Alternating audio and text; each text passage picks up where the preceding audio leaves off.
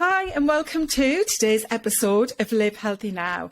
I have another fantastic guest with me today, someone who I've been working alongside with and known for just over a year, and she's a very special lady who's got a very interesting topic to talk to us about today. So I'd like to welcome Alison Dee to the podcast. Hi Ali. Hi, thank you for having me. You're very welcome. I know we've chatted about doing the recording for a while and we finally got a little session squeezed in. We're recording this on a Saturday afternoon. So Alison is a mindset and manifestation coach, and she's also an expert in mindfulness, which is going to be today's topic. And she runs her business Delightful Living, helping women to manifest the life of their dreams pretty much. So I'll let Alison talk to us more about that. But just to kick off, what I do like to do with each of our guests is just ask them what habit really works, the best for you in your health toolbox. In my health toolbox, the best habit that works for me is having a daily gratitude practice, because it really helps me with my mental health and well-being and helps me flip my perspective, so I'm focusing more on solutions and what I do have around me, rather than it's very easy to focus on the problems in your life. But when you focus on gratitude daily, it really helps to reset that negative pattern and just make you feel happier. Oh yeah, I love that. And that's something that I did start to do, I think during the first part of the COVID lockdown, when, I'd got more into health and well-being and was really trying to make a difference in how I felt.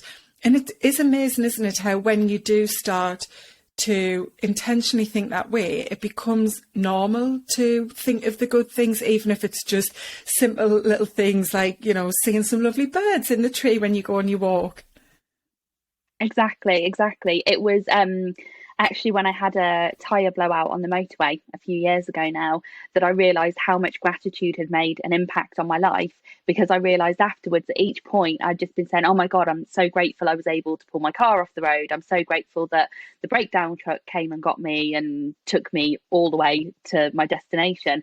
I'd really focused on gratitude and everything that was going right in this awful situation. And that was a real eye-opener to me, how much it had changed my mindset around, because I used to be a person that would always focus on the problems.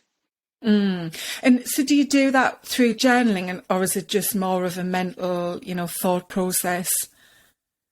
No, I have it's called the 6-minute journal, and I sit down with that every morning and every evening. So every morning it has prompts saying 3 things I'm grateful for today, how I'll make today great, and an affirmation for the day. And then in the evening, it's my good deed for the day. What else is in it?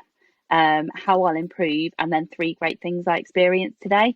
And it's amazing how, every day I can always pull on 3 great things I've experienced, even when you kind of think you've had a bit of a rubbishy day. It just refocuses you to actually look at the good within the day. Yeah.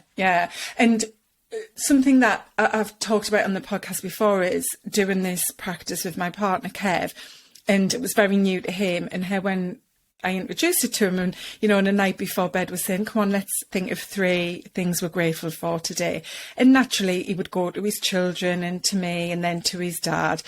And I tried to help him get a little bit more micro with it, like the smaller things, because yes, we've all got big things like a roof over our head and food to eat that we can definitely pick out and say we're grateful for. But it's those smaller things that I've found do make the biggest difference, because of the things that you often miss, which when you then start to train your brain to look for those things, you see more of them. So it builds even more gratitude and, as you say, optimism and positivity, and builds that, positive mindset, the growth mindset, which is so important. So obviously you're an expert in mindset and you know the power of gratitude in helping to build that mindset. And it's a huge part of what I do in my coaching, because I know that the mindset is, I always say, where it begins and it never ends, because that's what you need to be able to implement any change, to follow it through, to find the motivation, to keep the motivation and then momentum coming.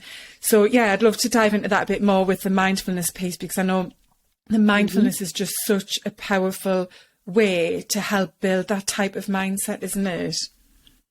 Absolutely. I mean, mindfulness has helped me massively with problems with insomnia, with dealing better with my chronic illness. I have chronic fatigue syndrome and fibromyalgia, and just becoming more patient and less triggered.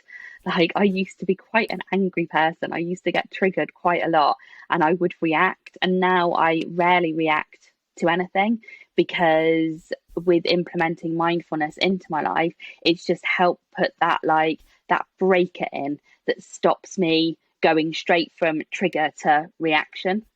Yeah, and I can associate with that because I'm someone who really struggles with patience. I've always been aware of it. And, especially becoming a parent, it was something I was very mindful of. I'd done some work with a coach, a business psychologist, actually through work while I was pregnant. And that was something that massively benefited me becoming a parent for the first time, to have that awareness and consciousness about the way you respond and then how that can, impact your child's development. And so I totally get you with the anger, because, yeah, that's my natural tendency, and I've definitely improved a lot.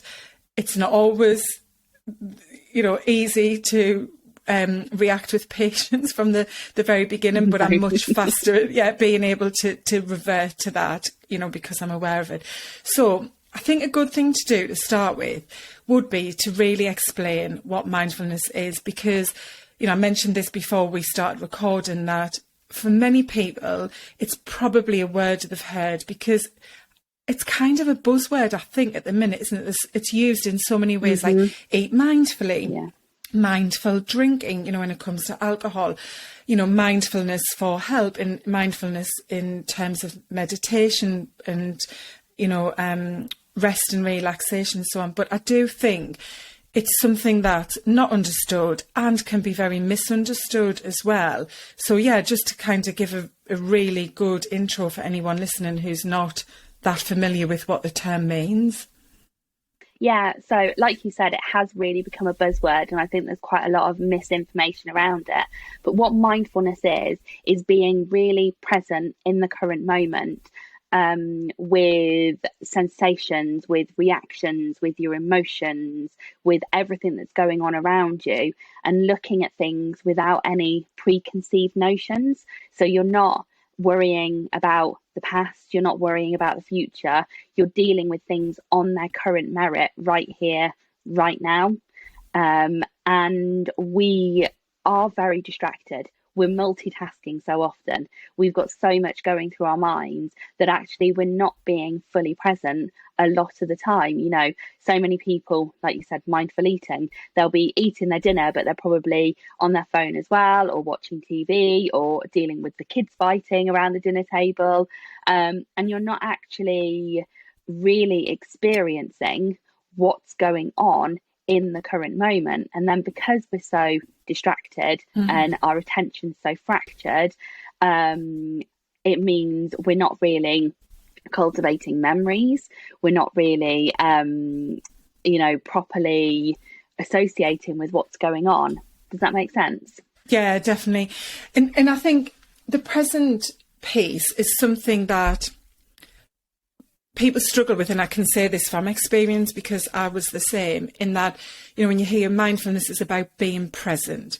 So it's just being. And I think a lot of people think, well, what do you mean present? Like there's always something going on. And that's the very point, isn't it? It's to be aware. So if feelings, like you say, feelings and thoughts do come up, then you acknowledge them. If you hear sounds, if you feel sensations in your body, you acknowledge them and feel them. But it's not about always having to do something, which tends to push us into the past and, start to have regrets and worry, and also catastrophising when it comes to the future about what might happen and what might go wrong. And I think that's when people get a bit stuck with it, because they think, well, I don't get this. What do you mean present? Be in the present. I'm in the present when I'm sitting working, or I am in the present when I'm sitting eating. But as you say, it's often combined with other things or thoughts, for sure, that aren't present thoughts. So to begin with, it is difficult, I think, for a lot of people to realise that, you know, you're intentionally being present. You're intentionally thinking, I am now present. This is what I'm doing. Yeah. So are there any kind of tips you've got for people who do struggle at the beginning? I know you practice this and use this in your coaching. So, you know, what kind of things do people struggle with, and how do you help them around that? So it's, you know, start with the little things like cleaning your teeth. I bet next time you go and clean your teeth, you'll be so much more aware of this now, and you will realise that actually you're not ever paying attention to cleaning your teeth, how it feels, the minty freshness, you know, the sensations. You're probably thinking about what you've got coming up in your day, and you'll finish like rinsing your mouth out, and you probably haven't even processed anything you've just done. So one of the best ways to start is actually by just focusing on brushing your teeth, just focusing on being really present in the moment. And as you find your thoughts wandering, just bring them back to the present moment, to the sensations, to the actions that you're doing.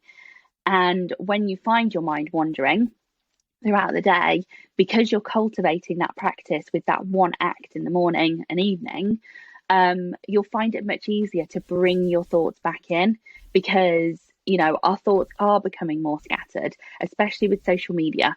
Social media, like, our attention spans have absolutely been shot to pieces. They're like 2 seconds now or something daft. And, you know, we're always looking for the next thing, the next gratification. So if you can just do that one simple act where you're just focusing on the moment, on the sensation, on the taste, it really makes a difference. Yeah. And one of the ways that I talk about doing that, because I include mindfulness in my like triple M morning routine practice that I help people with, is if you have a shower on a morning, that's a really good place and time to do it, because you're taking the shower anyway. It's not like you are asking yourself to take more time for this new habit. Same with brushing your teeth. You're doing it anyway, but you're just attaching this habit, like habit stacking, isn't it? Putting a new habit onto one that's very strongly part of your routine already. So get in the shower, let the water start at the back of your heels, and, you know, gradually move so that you can feel the spray of the shower coming all over your calves and your hamstrings, up your bottom and your back and neck, if you're not washing your hair like most women on a morning, you know, and then turn around in the reverse. But as you talked about there, when you brush your teeth, really just think about the sensation of it, and then your mind is only literally in that very present moment. You're not thinking, oh, I need to get the shower gel, because that isn't being present, is it? That's your mind going off to another thought and place. So yeah, there's lots of different ways to do it, and some of those I would like to explore a little bit, because we mentioned like the eating and drinking and other things, and so this practice is great because you can attach it to things that you're already doing in your life and get benefit from them. And we'll come on to the benefits of mindfulness and what it does, and with the mindset in a little bit. But yeah, what great ways are there, you know, to bring mindfulness into your daily habits and routines? So, you know, as we've said, bringing mindfulness into things you do anyway, just being really focused and present on like brushing your teeth, having your morning shower. For me, my mindful moment in the morning is always sitting with a cup of coffee and just really savouring the taste of that, enjoying the feel of the cup in my hand, feeling the warmth coming through, especially at the moment when, you know, it's still really chilly. Like this time last year, we had such nice weather. And like, it's still so cold. I'm like, where's my summer? So, you know, just really enjoying that warmth and that comfort, and, you know, what feelings is it invoking? It's, you know, it's comfort, it's peace of mind, it's all those nice, warm, fuzzy feelings, and really tapping into that, because then when you start your day in a mindful way, it really sets the tone for the day. and it takes you through then, and it's so much easier to deal with anything that comes up. But then also you can bring in new habits, so things like mindful colouring. When you're cooking in the evening, like really take your time over that and really enjoy the sensation. What else? Trying to think. Go out for a walk. Mindful walking is an incredible thing to do, and that's so good for you as well, because you're getting the exercise, you're getting the fresh air, so it has even more health benefits as well. Yeah, and that's something that I've meant to do but haven't, because I always have a podcast in, and I know I get lots of benefits from being outside. But one of the things I have tried to do recently, which is something I learned from Mel Robbins, is the heart spotting. If you look for hearts in anything natural, wherever you are every day, it's a really great way to build that growth mindset and positive, optimistic approach to life and what's possible. And so I really enjoy walking and looking at the clouds, which I've heard clouds are great to look at for many other mental health benefits. So when you are out, if you want to mindful walk, take moments to look at the sky, making sure it's safe to take your eyes from the ground. But, looking for these naturally forming heart shapes in anything around you, whether it's the clouds, the leaves, the water on the pavement, if it's been raining and it's starting to dry out, or just anywhere really. But that's a really good thing to do, because then you're just so present in the moment. You're thinking about the colour of the sky and the changing clouds and how fast they're moving. So yeah, I think the walking one's a brilliant thing to do, because many people, again, power out onto a walk. They know that it's brilliant exercise and great to get the fresh air, but then their head's all over, isn't it? It's like, I meant to do this at work, and I've got to make the tea when I get in. Oh, the kids' homework has to be done, or the washing's got to be dried. And, so if you're listening to this and kind of smiling, nodding to yourself, get intentional next time you walk, when you are thinking, oh, there it goes, the train's running away with all of these thoughts. How can I just slow down and do that by being aware of, as you mentioned earlier, sensations and things around you, and just what's there that very, very second, that moment that you're in. Yeah. Mm-hmm. Yeah, and also when the thoughts start running away with you, think, how is this serving me? Like, it's not. I came out for a few mindful minutes of my own, so that's what I'm going to do. And be really strict with yourself on it, because it's so easy to get in these negative thought patterns, for your thoughts to start running away with you, and for that to become your default. So pattern interrupt it. Ask yourself, how is this serving me? It's not. Let's get back to, just enjoying my surroundings and what's around me. Yeah. And I love that, because it is so easy, once you have those thoughts come into your head, to get on that runaway train and for it to steam ahead into the future with, as you said, all of those catastrophizing type thoughts, which send you into a downward spiral and have a very negative effect on how you feel. So that brings us nicely to mindfulness then, and the benefits, because this isn't something that's just nice because when you're in the moment, you're not, having these runaway thoughts and worrying about the past. It has so many proven scientific benefits, doesn't it? Really does. It can help lower your blood pressure. It reduces your stress levels, which means you're releasing less cortisol, you're releasing less adrenaline, which obviously they put massive strain on the body. You can lose weight because if you're not producing as much cortisol, you're not going to be holding on to fat so much. You will sleep better because you will get better at controlling those racing thoughts. Because a lot of the time when you can't sleep, it's because your mind is racing. And, I've got ADHD, so my mind is always 10 to the dozen. And it's really helped me with actually slowing down my mind at night time and managing to stop that, as you put it, runaway train, so that I can actually drift off to sleep. And then obviously if you're sleeping better, that has its whole host of benefits. So yeah, it reduces stress and everything that comes with that. Yeah. And one of the things that I'd noted down was self-compassion, which is a big thing I talk about and often call out, is a missing piece of people's wellness toolkits, because you know, we can do all of the practical stuff like exercise and eat a healthy, balanced diet and have good sleep and still not feel great in ourselves or happy, which is what it's all about. And often that's because of the way we treat ourselves internally, isn't it? And, you know, we lack that self-compassion and empathy and acceptance. And mindfulness is a very powerful tool in helping to build that, because ultimately, you know, all of these positive effects it can have are driving towards this positive mindset that we mentioned right at the beginning, which is what, you know, helps you to build that strong self-belief, self-worth, self-compassion, which all together help you to make choices in how you live your life and you know, be optimistic about the possibilities, which all help you to then feel great and live a good life ultimately, don't they? Yeah, absolutely. And it also gives you the opportunity to reassess what's going on, because if you're there mindfully in the moment and something happens, you can think, actually, I have a choice with how I react here.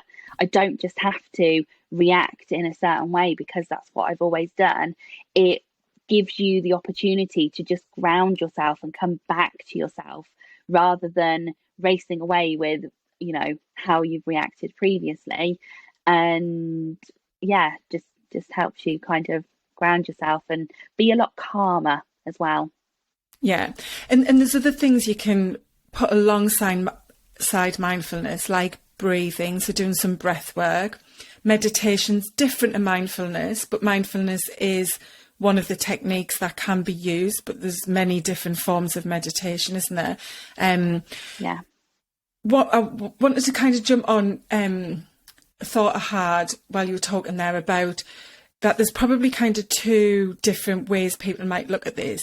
One is that it's just about being aware of where you are and what you're doing. So, for example, you're in the supermarket and you just think, oh, I'm going to be mindful. I'm here, I'm pushing the trolley, I can hear these noises. You know, that is being mindful. But then there's also building mindfulness as a practice, isn't there? So, you know, what you mentioned as your strongest healthy habit with the gratitude practice, that's a way to get really mindful as well, isn't it? About how you're feeling at the start of the day and what you want your day to be like, but just being very present in that moment of taking your journal, thinking it through.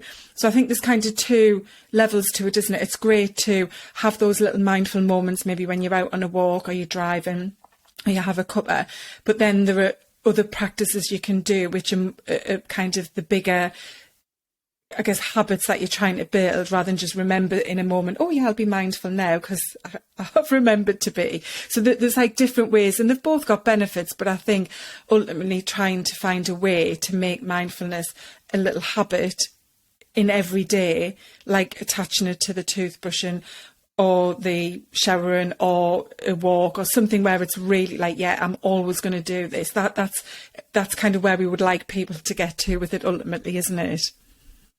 Yeah, so doing the little habits daily helps you to cultivate the mindfulness so that it does become more of an automatic habit. So then in the moments when you really need it, you can draw on it so much easier. Whereas rather than just relying on being able to be mindful in a moment, but if you're actually cultivating it with these habits on a regular basis, then it will kind of flow into your entire life. Brilliant. And something I wanted to just touch on while we've got you with your expertise on manifestation is the role that mindfulness plays in manifestation. So this is obviously a much bigger topic, definitely one that I want to cover on a future podcast episode. But the mindfulness is a really powerful tool. It's helping you to have more clarity, isn't it? Because as you say, it reduces the stress and it can help release the endorphins that make us feel calmer and happier and so on, and we can get more focus and energy from it, which all help us to see where it is we want to get to. And because of that growth type mindset we've got, which is one that believes things are possible, that we can make them happen, that's what can result in helping to manifest the type of goals we have come to fruition, isn't it? Yeah, absolutely. And it's also, you know, a big part of manifestation is trusting and surrendering, and trusting that your dreams, your desires are going to come to you. And a lot of the time when things aren't happening in the timeline that you want, people get very stressed and very frantic, and that throws you out of a manifesting frequency. So mindfulness can really just help to bring you back into that present moment, being calm, trusting, surrendering to the universe and the bigger plan, and being okay with that as well. Being okay with things not happening in your timeline, and just allowing the present moment to play out as it is. I love that. Thank you. So just to kind of wrap up the conversation on mindfulness, if somebody's thinking, yeah, this would benefit me, I am definitely operating at a fast pace all of the time. I don't really pause. I don't really think about the moment. I'm always, 100 mile an hour looking, 5 meters ahead constantly. What would be a good thing to do? I know we mentioned like the morning teeth brushing is a good opportunity. Is there anything else that somebody could do to really get started with this? Carve out that 5 minutes a day for yourself. Carve out that intentional time to even just sit with a cup of coffee or a glass of wine or do a meditation, and really be intentional about taking that time for yourself, because you will find as you take that time and you feel the benefits of just being able to slow down, you'll want to do it more and more. And it will, you'll be much calmer, you'll make decisions much easier, you'll find you're less stressed. And so it will have a positive impact in the rest of your life. Yeah, I've really enjoyed this and listened to that, because just as you were giving that advice there, I was thinking this is exactly what the podcast is here to do, is to show people that this isn't about having to have loads of time, having to have lots of skills or money to invest in things to support you being healthy. There are so many different things you can do to feel healthier. And when you do feel healthier, you are happier, you are living a better life. And that's what most of us, or all of us even, are striving to do. We want a great life.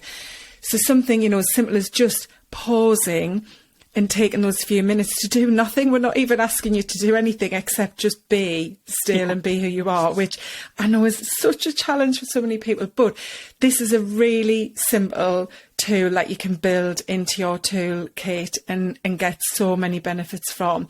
And it's one that I really hope you can hear is very important. The mindset is probably the biggest piece of your health puzzle, because if you aren't in the right mindset, you're not going to exercise, you're not going to eat healthy, you're not going to go to bed and get good sleep, you're not going to manage your stress, you're going to be constantly in fight or flight mode. So, really helping to find tools that, support you having a strong mindset is I think the place to start if anyone is really struggling with how they feel right now.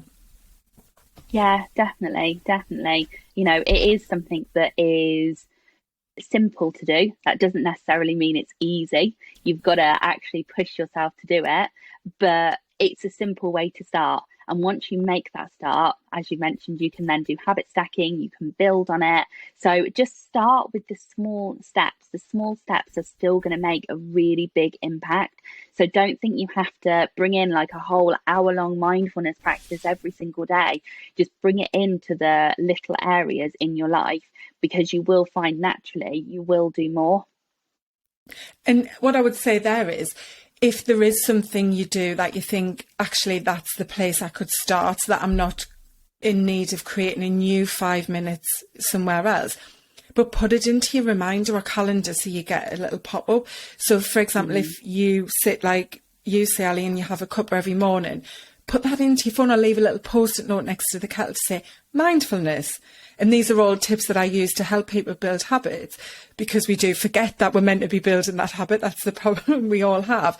And like you say, it's free, it is simple, it isn't easy to do. And I know that. That's, I hold my hands up. It's something I've struggled with because I have a very busy mind. But I do use techniques like this of putting time into my calendar.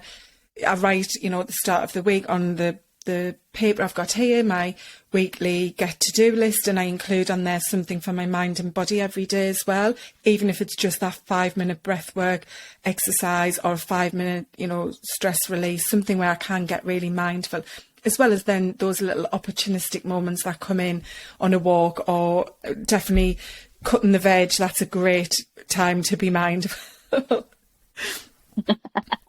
So Yeah. I've really enjoyed this, Alison. Thank you. And hopefully it's given people something to think about and to see that, you know, this is maybe a piece of their wellness that they've never considered before. It's just been the more practical things like, you know, your food, your nutrition or exercise. And this can make a big difference.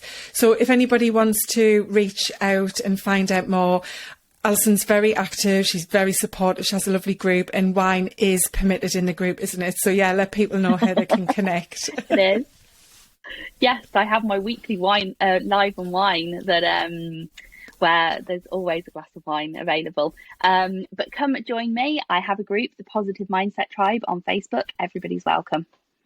Oh, brilliant. Yeah, and Alison's on Facebook and has lots going on. And I know you've got a new boot camp coming out, you manifestation and mindset support. Yeah, so there's lots there if you're new to this and think, oh, it sounds great. And yeah, there's a lot of energy there. So I really encourage people to reach out, because that's how you start, isn't it? I love that you said the small steps as well, because I'm all about that in my coaching. That's how we get people to start to create big change and have fantastic results, don't we? Mm-hmm. Exactly. And just to say, like, my group, it's a safe, supportive space, because it's the group I needed when I first started learning about all of this sort of stuff. And I just wanted a place to ask the basic questions, and I wasn't getting my questions answered, and it was so frustrating. So yeah, come on in. No question is stupid or too low level. Everyone's welcome. Yeah, and I think, you know, what you've shared there about your own health challenges as well, and ADHD, you're someone who is balancing those with running a business, and I know you've worked some of the time in employment as well as running the business, and so you've got a lot of experience and knowledge there in real life to be able to help other people, because we all have busy lives, and we get when people say, oh, I don't have time to do that. It feels like that, but they're always, you know, there's ways to make change and feel better, and sometimes it's that support you need and encouragement from someone else who's been where you are to know that you can do it too.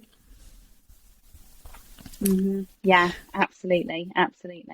Oh, well, it's been lovely chatting, and I'm really pleased that we made time to do this. I'm sure people are going to love what we've chatted about and be getting mindful and looking for clouds on their next walk. So thanks, Alison.